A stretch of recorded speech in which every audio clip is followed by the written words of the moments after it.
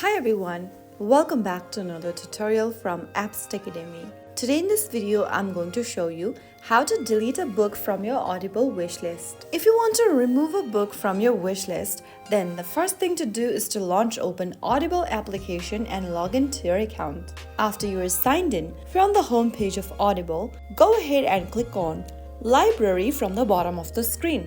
Inside Library, go to List at the top. Now under List, scroll down and click on the Wishlist button.